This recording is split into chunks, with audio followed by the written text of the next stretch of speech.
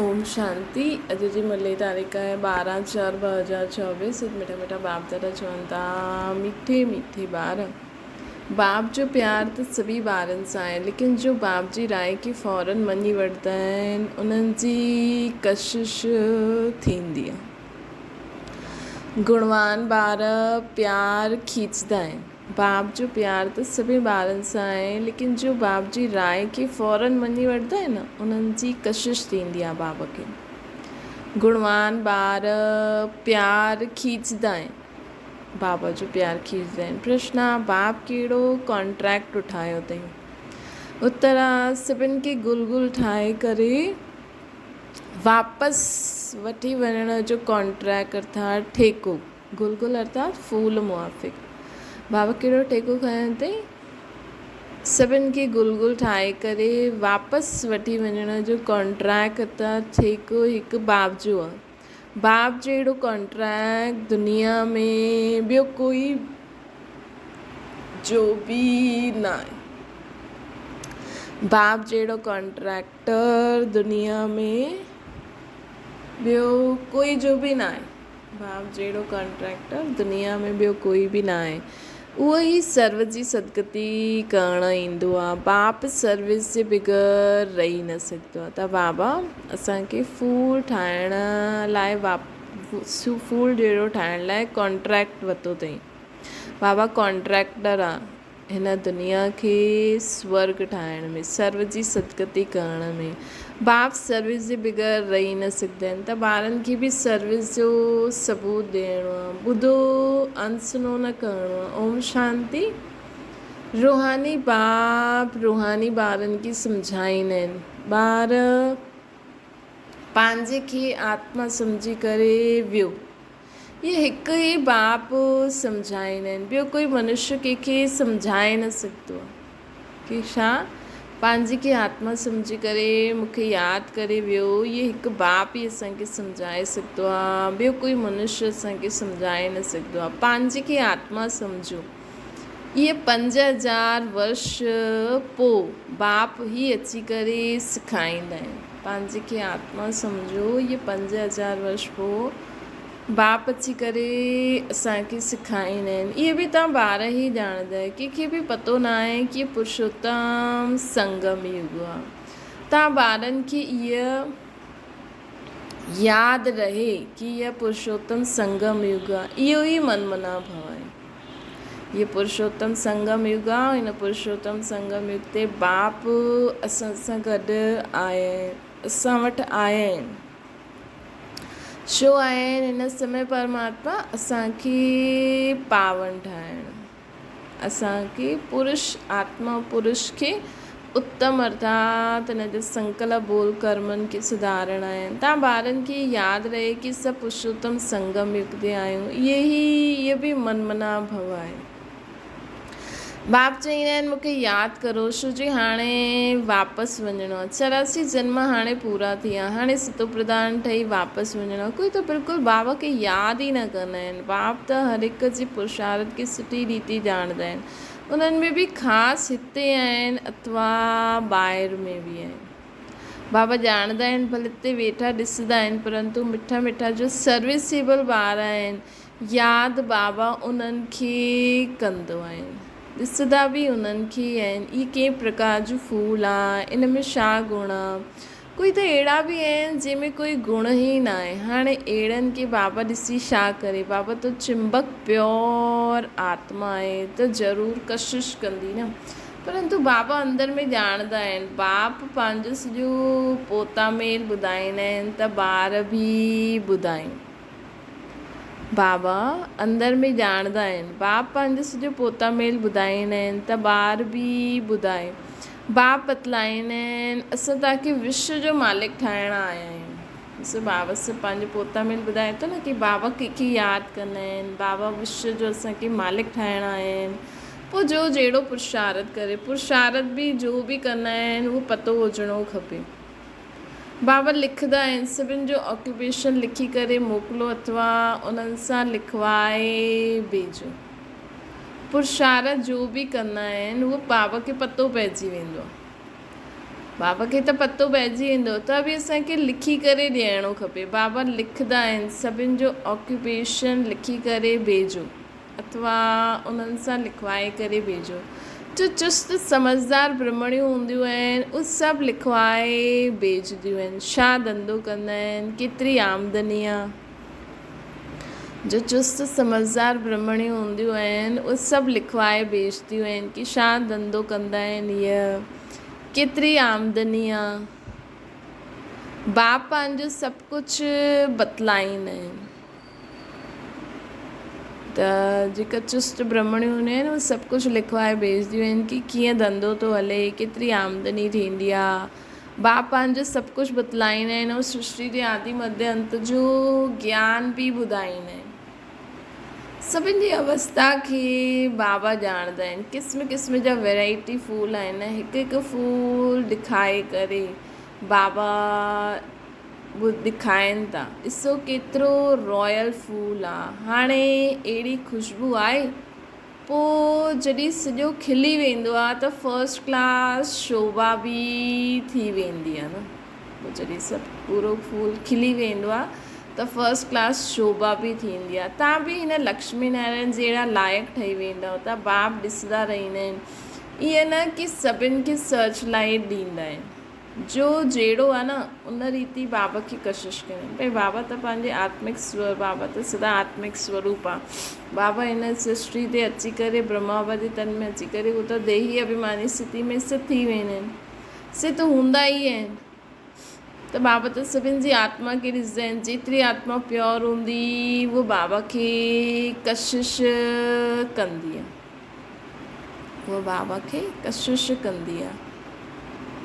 त बाबा चवनि था कि तव्हां बि हिन लक्ष्मी नारायण जहिड़ा लाइक़ु ठहो। त बाप ॾिसंदा रहंदा आहिनि। ईअं न कि सभिनि खे सर्च लाइट ॾींदा आहिनि। जो जहिड़ो आहे न ओड़ी कशिश कंदा आहिनि। जंहिंमें कोई गुण न आहे उहो छा कशिश कंदो। ईअं हुते हली करे पाई पैसे जो पद पाईंदो। बाबा हर हिक जे गुण खे ॾिसंदा आहिनि ऐं प्यार बि ओतिरो ई कंदा आहिनि। प्यार में नैन गीला बि थी वेंदा आहिनि। ये सर्विसेबल केतिरा सर्विस कंदा आहिनि। इन्हनि खे सर्विस बग़ैर आराम न ईंदो आहे। कोई त सर्विस करणु ॼाणंदो ई न आहे। योग में वेंदा ई न आहिनि, ज्ञान जी धारणा ई न आहे। बाबा सम्झंदा आहिनि इहे छा पद पाईंदा, कोई बि छिपी न सघंदो आहे। ॿार त सालिम बुद्धिवान आहिनि। ॿार जो सालिम बुद्धिवान अर्थात सुठा बुद्धिमान वारा आहिनि। उहे सेंटर संभालंदा आहिनि। उन्हनि खे हिकु हिकु जो पोता मेल भेजणो खपे त बाबा सम्झे कि केसि ताईं पुरुषार्थी आहिनि। त बाबा सम्झे कि केसि ताईं पुरुषार्थी आहिनि। त बाबा चवंदा आहिनि कि बाबा त ज्ञान जो सागर आहे। ॿारनि खे ज्ञान ॾींदा आहिनि। कोई केतिरो ज्ञान उठाईंदो आहे, गुणवान ठहींदो आहे, उहो झटि मालूम पइजी वेंदो आहे। बाबा जो प्यारु सभिनि ते आहे। इन ते हिकु गीत आहे न, तंहिंजे काटनि सां बि प्यार त फूलनि सां बि प्यार। नंबरवार त आहे त बाप सां गॾु लव केतिरो सुठो हुजणो खपे। बाबा जो चए उहो फौरन करे ॾेखारियो त बाबा बि सम्झे बाप सां लव आहे। उन्हनि खे कशिश थींदी। बाप में कशिश अहिड़ी आहे जो हिकदमि चटकी वेंदा आहिनि। बाप में कशिश एतिरी आहे जो हिकदमि चटकी वेंदा आहिनि। परंतु जेसि ताईं कट अर्थात जंक निकिरंदी न आहे त कशिश बि न कंदा। हिकु हिकु खे ॾिसंदा आहिनि। बाबा खे सर्विसेबल ॿार खपनि। बाबा त सर्विस जे लाइ ई ईंदा आहिनि, पतितनि खे पावन ठाहींदा आहिनि। इहो तव्हां ॼाणंदा आहियो, दुनिया वारा न ॼाणंदा आहिनि। छोजी हाणे तव्हां ॾाढा थोरा आहियो। पतितनि खे पावन ठाहींदा आहिनि त इहो तव्हां ॼाणंदा आहियो, दुनिया वारा न ॼाणंदा आहिनि। छोजी हाणे तव्हां ॾाढा थोरा आहियो न। जेसि ताईं योग न हूंदो तेसि ताईं कशिश न थींदी। जेसि ताईं योग न हूंदो न, बाबा जी यादि न हूंदी, तेसि ताईं कशिश बि न थींदी। उहा महिनत ॾाढी थोरा कंदा आहिनि। कोई न कोई ॻाल्हि में लटकी पईंदा आहिनि। न, ये बाबा जी याद में खुद की असां कट करूं, इन में छो रुकी वेंदा आहिनि, कोई न कोई ॻाल्हि में लटकी वेंदा आहिनि। भई परिस्थिति ॻाल्हियूं त ईंदियूं आहिनि, लेकिन हाणे संगम युग जो समय थो हले। हिन समय हिकु हिकु सेकेंड असांखे बाबा जी यादि में रही करे कार्य करिणो आहे, है न। ॻाल्हि आई हिकु सेकेंड जी, हली वई, असां हुन ॻाल्हि में लटकी पईंदासीं त बाबा खे यादि न करे सघंदासीं। पोइ बाबा त पोइ ॿिए कल्प में ईंदा, है न। ऐं ॻाल्हि त सेकेंड में ख़तम बि थी वई। त इहा उहा सत्संग न आहे जो ॿुधियो उहो सत्संग चईंदा आहिनि। सर्वशास्त्र शिरोमणि हिकु गीता आहे, गीता में ई राजयोग आहे। विश्व जो मालिक त बाप ई आहे न। ॿारनि खे चईंदा रहंदा आहिनि, गीता सां ई प्रभाव निकिरंदो आहे, परंतु एतिरी ताक़त बि हुजे न। योग बल जो जौहर सुठो खपे, जंहिंमें ॾाढा कमज़ोर आहिनि। त बाबा असांखे बार बार ॻाल्हियूं ॿुधाए करे इहे ई अटेंशन ॾियाराइनि था कि असांखे बाबा जी यादि में रहणो ज़रूरु आहे, है न। ॻाल्हियुनि में न फसो। हाणे थोरो टाइम आहे, चईंदा आहिनि मिठड़ा गुर त घुराए, ॾाढो मूंखे प्यार करो त मां बि करां। इहा आत्मा जो लव आहे, हिकु बाबा ई यादि में रहे। इन यादि सां ई विकराम विनाश थींदा। कोई त बिल्कुलु यादि न कंदा आहिनि। बाप सम्झाईंदा आहिनि हिते भक्ति जी ॻाल्हि कोन्हे, इहा बाबा जो रथ आहे, हिननि द्वारा शिव बाबा पढ़ाईंदा आहिनि। शिव बाबा न कंदा आहिनि, शिव बाबा न चईंदा कि मुंहिंजा पेर धोई करे पीओ। बाबा त हथ लॻाइण बि न ॾींदा आहिनि। इहे त पढ़ाई आहे न, हथ लॻाइण सां छा थींदो। बाप त आहे ई सभिनि जी सदगति करण वारो। कोटनि में कोई ई इहा ॻाल्हि सम्झंदा आहिनि। जो कल्प पहिरों वारा हूंदा उहे ई सम्झंदा। भोलेनाथ बाप अची करे भोली माताउनि खे ज्ञान ॾेई उठाईंदा आहिनि। बाबा बिल्कुलु चढ़ाए ॾींदा आहिनि मुक्ति ऐं जीवन मुक्ति में बाबा बिल्कुलु चढ़ाए ॾींदा आहिनि। बाप सिर्फ़ु चईंदा आहिनि हिन विकारनि खे छॾो। बाप सिर्फ़ु चईंदा आहिनि कि हिन विकारनि खे छॾो, हिन ते ई हंगामो थींदो आहे। बाप सम्झाईंदा आहिनि पंहिंजे खे ॾिसो, असां में छा अवगुण। बाप सिर्फ़ु चईंदा आहिनि कि हिन विकारनि खे छॾो, काम क्रोध लोभ मोह अहंकार ईर्ष्या द्वेष नफ़रत घृणा, है न, ईर्ष्या, हिन ते ई हंगामो थींदो आहे। लेकिन विकार छॾणु त सुठी ॻाल्हि आहे न, बुरी ॻाल्हि त न आहे। बाप सम्झाईंदा आहिनि पंहिंजे खे ॾिसो, असां में छा अवगुण आहे। वापारी माण्हू रोज़ु पंहिंजो पोता मेल फ़ाइदे घाटे जो कढंदा आहिनि। तव्हां बि पोता मेल रखो कि केतिरो समय अति प्यारे बाबा खे असां यादि कयो, जो असांखे विश्व जो मालिक ठाहींदा आहिनि, उन्हनि खे यादि कयो। वापारी माण्हू रोज़ु पंहिंजो पोता मेल फ़ाइदे घाटे जो कढंदा आहिनि, है न। तव्हां बि पोता मेल रखो कि केतिरो समय अति प्यारे बाबा खे असां यादि कयो, जो असांखे विश्व जो मालिक ठाहींदो आहे। उन्हनि खे यादि कयो। ॾिसंदा आहिनि कमु यादि कयो त आपे ई लज्जा ईंदी कि इहे कीअं, अहिड़े बाबा खे असां यादि न कयो। असांजो बाबा सभिनि खां वंडरफुल आहे। स्वर्ग बि आहे सॼी सृष्टि में सभिनि खां वंडरफुल। जो केरु ठाहींदो आहे, सर्व खां वंडरफुल बाबा ई एॾी वंडरफुल दुनिया ठाहे सघंदा आहिनि। उहो त स्वर्ग खे लाखों वर्ष ॾेई छॾंदा आहिनि। ऐं तव्हां चईंदा आहियो 5000 वर्ष, केतिरो राति ॾींहं जो फ़र्क़ु आहे। जो ॾाढा पुराणा भगत आहिनि न, उन्हनि ते बाबा क़ुर्बान वेंदा आहिनि। त बाबा अॼु असांखे पोता मेल रखण लाइ चवनि था। छो जी अवगुण निकिरंदा, तॾहिं असां प्योर थींदासीं, तॾहिं असां बाबा खे यादि कंदासीं, तॾहिं बाबा खे बि असां कशिश कंदासीं, तॾहिं असां विश्व जो मालिक बि ठही सघंदासीं। जो वंडरफुल बाबा जो वंडरफुल दुनिया ठाहीनि था, हुन दुनिया जो मालिक ठहिण लाइ ओड़ो वंडरफुल बि त ठहिणो पवंदो न। उहो त स्वर्ग खे लाखों वर्ष ॾेई ॾींदा आहिनि। तव्हां चईंदा 5000 वर्ष जी त ॻाल्हि आहे, केतिरो राति ॾींहं जो फ़र्क़ु आहे। जो ॾाढा पुराणा भॻत हूंदा आहिनि न, उन्हनि ते बाबा क़ुर्बान जी वेंदा आहिनि। अति भक्ति कई आहे न बाबा। हिन जन्म में बि गीता उठाईंदा हुया ऐं नारायण जो चित्र बि रखंदा हुया। लक्ष्मी खे दासीपने सां मुक्त करे ॾिनई त केतिरी ख़ुशी रहंदी आहे न। लक्ष्मी खे दासीपन सां मुक्त कयईं बाबा। जहाँ पे ॿुधाईंदा आहिनि न, मां चित्र में ईअं चयो, हीअ लक्ष्मी दासी छो आहे। जीअं असां इहे शरीर छॾे करे सतयुग में ॿियो वठंदासीं, बाबा खे त ख़ुशी थींदी आहे कि मां वञी करे प्रिंस गोरो ठहींदमि। पुरुषारत बि कराईंदा रहंदा आहिनि, मुफ़्त में कीअं ठहींदा न, पुरुषारत बि कराईंदा रहंदा आहिनि। तव्हां बि सुठी रीति बाबा खे यादि कंदा त स्वर्ग जो वरसो पाईंदव।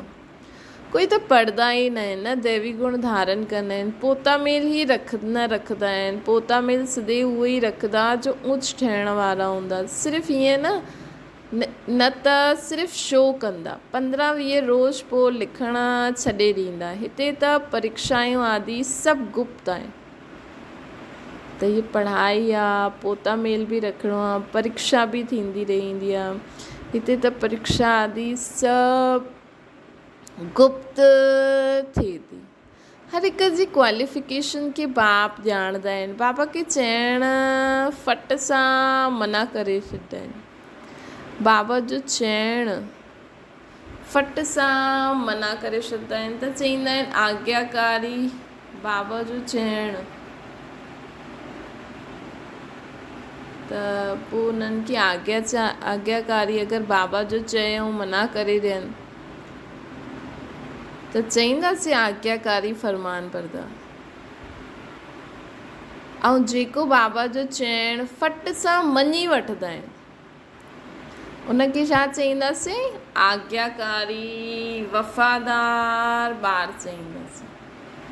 न त हर हिक जी क्वालिफिकेशन खे बाबा बि ॼाणंदा आहिनि त बाबा उन अनुसार हर हिक खे चईंदा बि आहिनि। बाबा चईंदा आहिनि हाणे ॿारनि खे ॾाढो कमु करिणो आहे। केतिरा सुठा ॿार बि फारकती ॾेई हली वेंदा आहिनि। इहे कॾहिं कंहिंखे फारकती डाइवोर्स न ॾींदा। इहे त ड्रामा अनुसार आयो ई वॾो कॉन्ट्रैक्ट उठाइण आयो। बाबा ब्रह्मा बाबा कॾहिं बि फारकती ऐं डाइवोर्स न ॾींदा। इहे त ड्रामा अनुसार आयो ई आहे वॾो कॉन्ट्रैक्ट उठाइण। मां सभिनि खां वॾो कॉन्ट्रैक्टर आहे शिव बाबा। और शिव बाबा बि कॾहिं बि कंहिंखे छॾंदा न। बाबा चईंदा आहिनि न, मां ॿारनि खे छॾंदो न आहियां, कॾहिं बि उन्हनि खे फारकती न ॾींदो आहे, डाइवोर्स न ॾींदो आहे, लेकिन ॿार ॾेई छॾींदा आहिनि। बाबा चईंदा आहिनि मां त आहियां ई वॾो कॉन्ट्रैक्टर। मां ड्रामा अनुसार मां वॾो कॉन्ट्रैक्ट उठायो आहे। सभिनि खे गुल ठाहे करे वापसि वठी वञण जो कॉन्ट्रैक्ट मां ई उठायो आहे। सभी आत्माउनि खे शुद्ध करे, आत्माउनि खे पूरी सृष्टि खे बि शुद्ध करे उन्हनि सभिनि खे वापसि वठी वञण जो कॉन्ट्रैक्ट बाबा ई उठायो अथई। त बाबा सभिनि आत्माउनि खे पूरी सृष्टि खे गुल ठाहे करे पोइ वापसि पंहिंजे घर वठी वञण लाइ आया आहिनि। इहे कॉन्ट्रैक्ट बाबा ई उठायो अथई। तव्हां ॿार ॼाणंदा आहियो पतितनि खे पावन ठाहिण वारो हिकु कॉन्ट्रैक्टर ई आहे। उहा असांजे साम्हूं वेठा आहिनि। कोई खे केतिरो निश्चय आहे, कोई खे बिल्कुलु न आहे। अॼु हिते आहे, कल्ह हली वेंदा आहिनि। चलन ई अहिड़ी आहे न। अंदरि ज़रूरु खाईंदो। असां बाबा वटि रही करे बाबा जो ठही करे छा कंदा आहियूं? सर्विस कुझु न कंदा आहिनि त मिलंदो छा? रोटी पकाइण, सब्जी ठाहिण, इहे त पहिरियों बि कंदा हुया। नई ॻाल्हि छा कई? सर्विस जो सबूत ॾियणो आहे न। एतिरनि खे रास्तो ॿुधाइणो आहे। इहो ड्रामो ॾाढो वंडरफुल आहे। त असांखे भले सूल सेवा करो था, लेकिन लक्ष्य रखो कि असां आत्माउनि खे केतिरनि खे असां रास्तो ॿुधायो। इहे असांखे जांच करणी आहे। इहो ड्रामो ॾाढो वंडरफुल ठहियलु आहे। जो कुझु थींदो आहे तव्हां प्रैक्टिकल ॾिसो था। शास्त्रनि में त श्री कृष्ण जा चरित्र लिखी छॾिया अथनि, लेकिन चरित्र त हिकु बाप जो ई आहे। ये ॾाढो वॾो वंडरफुल ड्रामो ठहियलु आहे।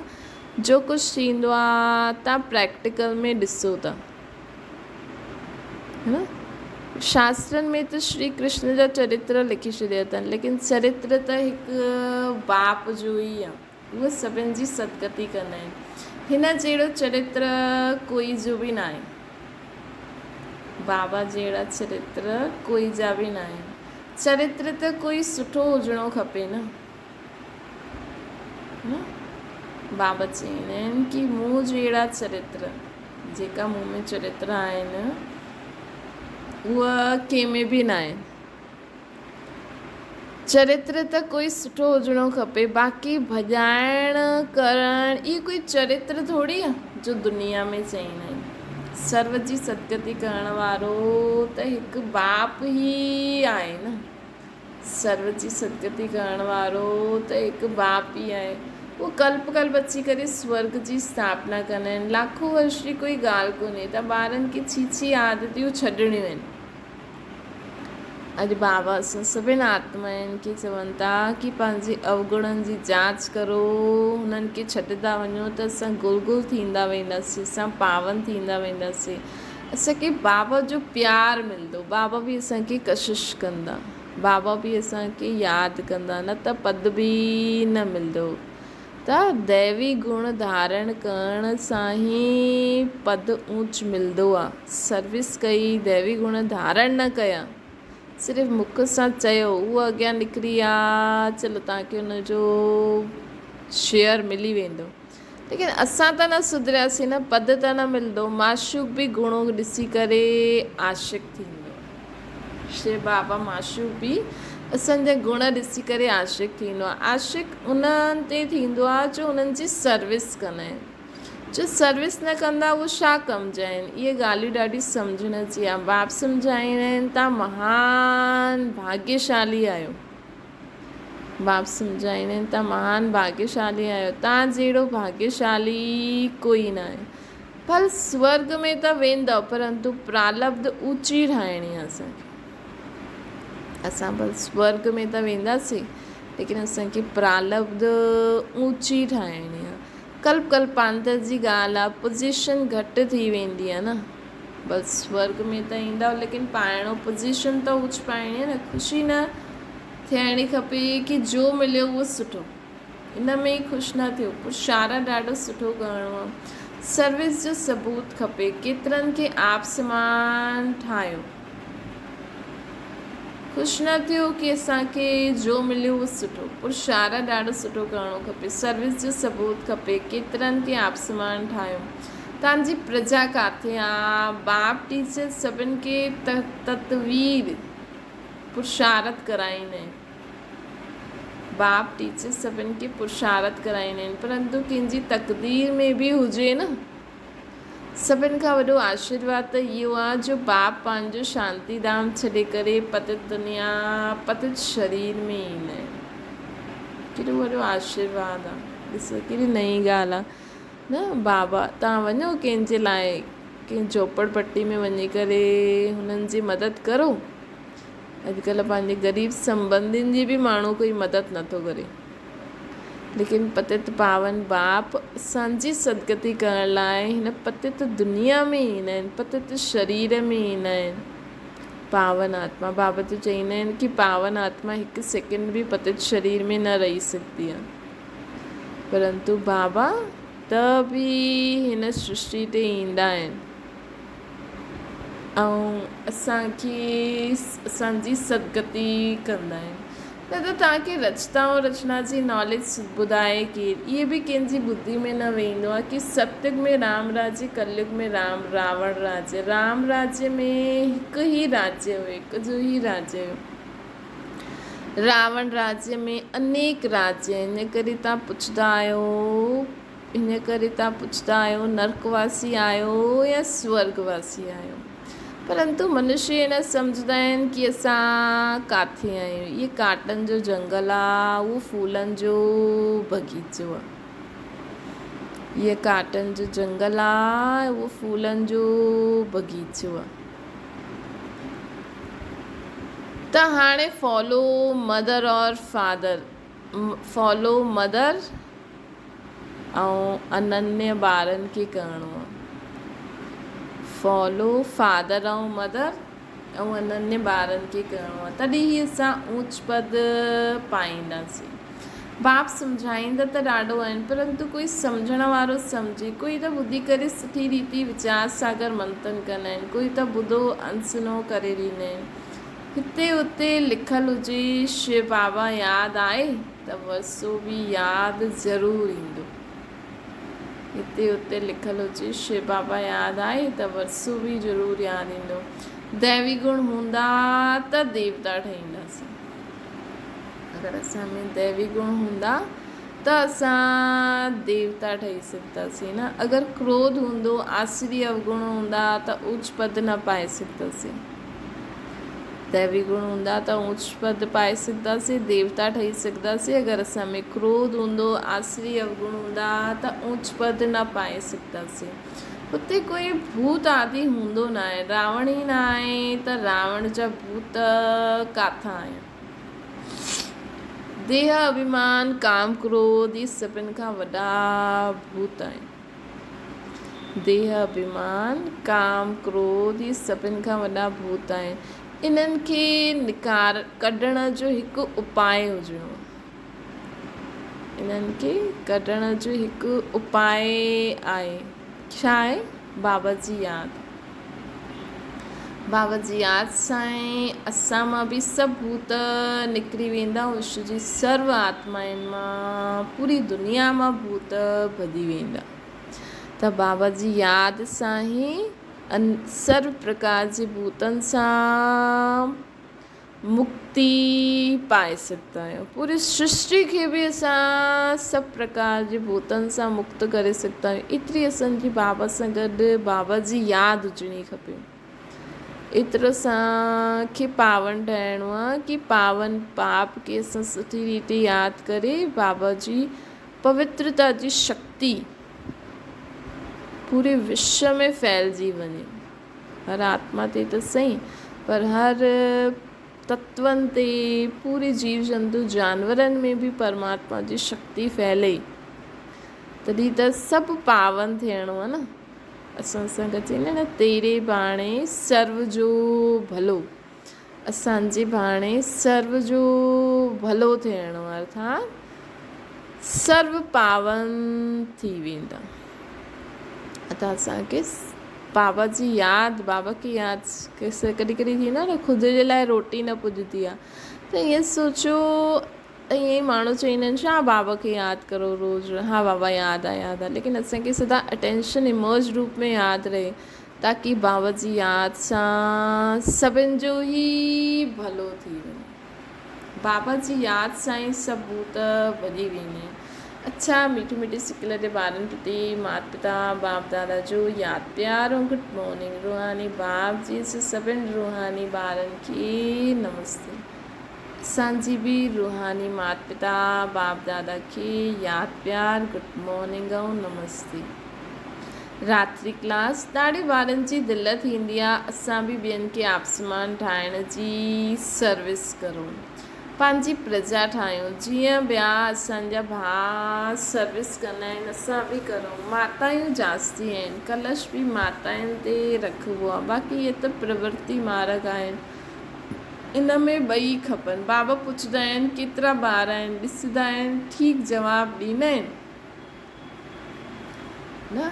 अगरि मतिलबु कि शिव बाबा खे पंहिंजो ॿारु ठाहे त 5 त पंहिंजा आहिनि, हिकु शिव बाबा जो आहे। चईंदा त चइण, कई त चईंदा आहिनि चइण मात्र, कई सचमुच ठाहींदा आहिनि। जो सर्ववारिस ठाहींदा आहिनि उहे विजय माला में पिरोइजी वेंदा आहिनि। जो ॿार वारिस ठाहींदा आहिनि,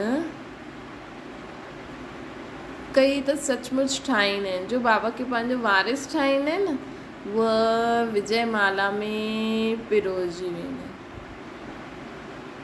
जो सच वारिस ठाहींदा आहिनि उहे ख़ुदि बि वारिस ठाहींदा आहिनि, सचे दिलि ते साहिब राजी। बाक़ी त सभई पंहिंजे चइण मात्र ई चईंदा आहिनि न।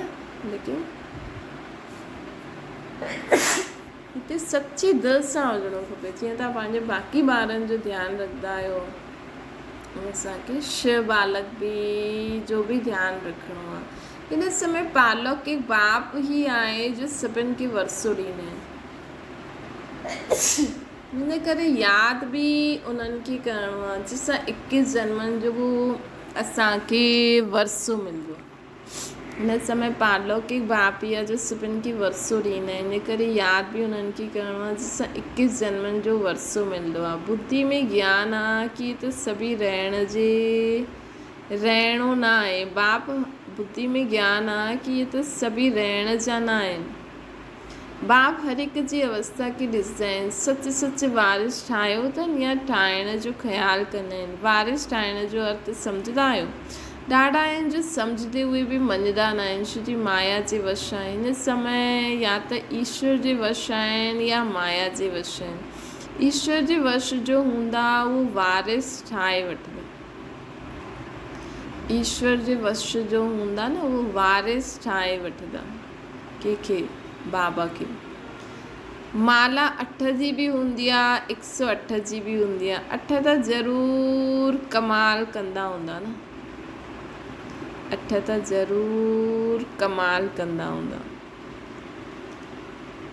सचमुच वारिस ठाहे करे ई छॾंदा आहिनि। जेका 8 रतन हूंदा आहिनि न, उहो बाबा उहो सचमुच बाबा खे पंहिंजो वारिस ठाहे करे ई रखंदा आहिनि। 108 जी बि थींदी आहे। 8 त ज़रूरु कमाल कंदा हूंदा। सचमुच वारिस ठाहे करे ई छॾंदा हूंदा। भल वारिस ठाहींदा आहिनि, वरसो त वठंदा ई आहिनि। पोइ बि अहिड़ा ऊच वारिस ठाहिण वारनि जी कर्म बि अहिड़ा ऊच थींदा। बाबा खे अहिड़ो ऊच वारिस ठाहिण वारा जा कर्म बि अहिड़ा ऊच थींदा। कोई विक्रम न थींदो। विकार जो बि आहे उहो सभी विक्रम आहिनि न। बाप खे छॾे ॿिए कंहिंखे यादि करणु इहे बि विक्रम।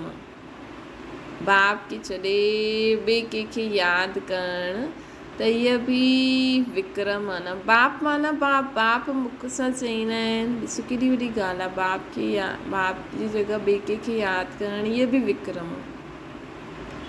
बाप मुख सां चईंदा आहिनि मामेकम यादि करो। डायरेक्शन मिलियो आहे न त हिकदमि यादि करिणो आहे। हुन में ॾाढी महिनत आहे। हिकु बाप खे यादि करो त माया एतिरो तंग न करे। बाक़ी माया बि ॾाढी ज़बरदस्त आहे। हिकु बाप खे यादि करो त माया एतिरो तंग न करे असांखे। हिकु बाप खे यादि करो त माया असांखे एॾो तंग न कंदी। हिक ते ई भरोसो करे हलो, न त दुनिया में अगरि अनेकनि जे चकर में पईंदा हो त काथे काथे फसी वेंदा आहियो। माया ॾाढी ज़बरदस्त आहे। सम्झ में ईंदो आहे माया ॾाढो विक्रम कराईंदी आहे। वॾा वॾा महारथियुनि खे बि किराए करे पट करे ॾींदी आहे। दिन प्रतिदिन सेंटर वृद्धि खे पाईंदा रहंदा आहिनि। गीता पाठशाला व म्यूज़ियम खुलंदा रहंदा आहिनि। दिन प्रतिदिन सेंटर्स वृद्धि खे पाईंदा रहंदा। गीता पाठशाला व म्यूज़ियम खुलंदा रहंदा। सॼी दुनिया जा मनुष्य बाप जी बि मञंदा आहिनि। मञंदा ब्रह्मा जी बि मञंदा। सॼी दुनिया जा मनुष्य बाप जी बि मञंदा। ब्रह्मा जी बि मञंदा। बाप जी बि मञंदा, ब्रह्मा जी बि मञंदा। अंत में मञंदा। हाणे त अंत अची वियो। हुन समय बाबा चई न त हुन समय भीड़ थी वञे न। हाणे त समय अची वियो। बाप जी बि मञंदा त ब्रह्मा बाबा जी बि मञंदा। ब्रह्मा खे बि प्रजापिता चइबो आहे न। आत्माउनि जो त प्रजा न, आत्माउनि खे त प्रजा न चईंदासीं न। ब्रह्मा खे बि प्रजापिता चईंदासीं। आत्माउनि खे प्रजा न चईंदासीं। तॾहिं मनुष्य तन में आहियूं तॾहिं असां ब्रह्मा बाबा जी प्रजा आहियूं। मनुष्य सृष्टि केरु रचंदो आहे? प्रजापिता ब्रह्मा जो नाम ईंदो आहे त उहो साकार आहे, उहो निराकार आहे। त साकार में असां सभु प्रजापिता ब्रह्मा जी प्रजा आहियूं। पूरी दुनिया आदि पिता त उहो ई आहे न। लेकिन निराकार रूप में असां सभु आत्मायूं भाव आहियूं, हिकु भाव जी संतान आहियूं। उहो त अनादि आहे, उहो बि अनादि चईंदासीं। ॿिन्हिनि जो नाम हाईएस्ट आहे, ॿिन्हिनि जो नाम हाईएस्ट आहे। वो रूहानी बाप, उहो प्रजापिता आहे, उहो रूहानी बाप आहे, असांजी आत्मा जो पीउ आहे। वो रूहानी बाप आहे, उहो प्रजापिता आहे। ॿई वेही असांखे पढ़ाईंदा आहिनि, ॿई वेही करे असांखे पढ़ाईंदा आहिनि। केतिरा हाईएस्ट थिया न।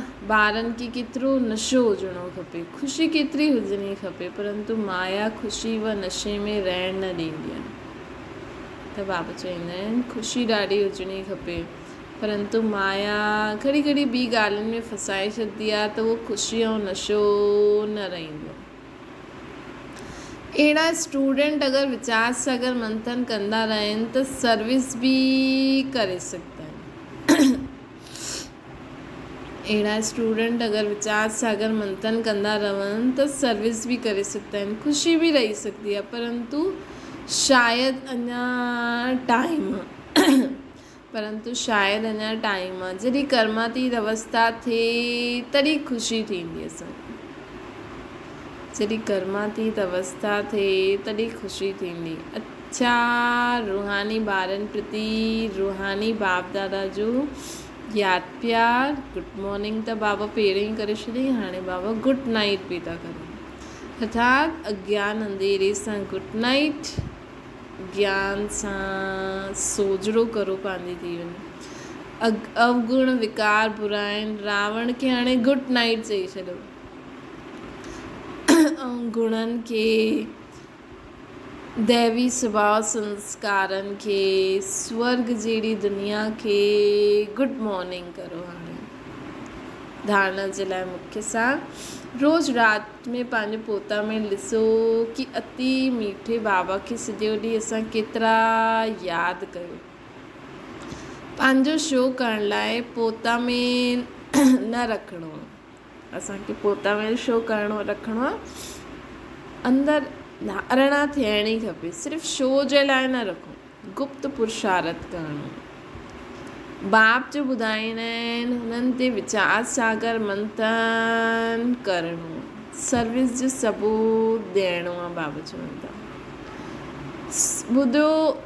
ॿुधियो अनसुनो न करिणो आहे।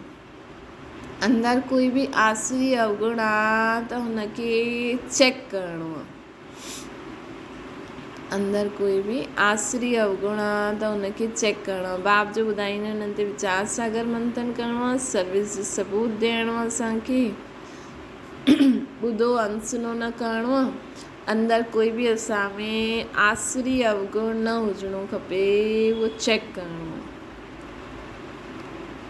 वरदाना वैराग्य वृत्ति द्वारा हिन आसार संसार सां लगाव मुक्त थियण वारा सच्चा राज ऋषि ठहो। राज ऋषि अर्थात राज्य हूंदे हुए बि बेहद जा वैरागी, देह जी पुरानी दुनिया में जरा बि लगाव न हुजे। श्रुति ॼाणंदा इहा पुरानी दुनिया आहे ही आसार संसार, हिन में कोई बि सार न आहे।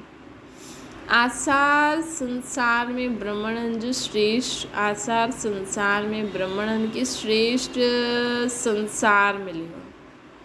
हिन आसार संसार में असां ब्राह्मणनि खे श्रेष्ठ संसार मिलियो आहे न, हिन करे हुन संसार सां बेहद जो वैराग्य हुजिणो खपे, अर्थात कोई बि लगाव न हुजिणो खपे। जॾहिं कंहिंमें लगाव झुकाव न हुजे तॾहिं चईंदासीं राज ऋषि अर्थात तपस्वी, अर्थात सदा ही बाप जी आकर्षण में रहण वारा, सर्व संबंध सर्व पदार्थ जो रस उन्हनि जी यादि में अनुभव करण वारा, सर्व संबंध ऐं सर्व वैभवनि जो रस बि, सर्व चीज़नि जो सुख बि, पूरो संसार ई असांजो बाबा हुजिणो खपे। तॾहिं ई असां राज ऋषि व तपस्वी कहलाए सघंदासीं।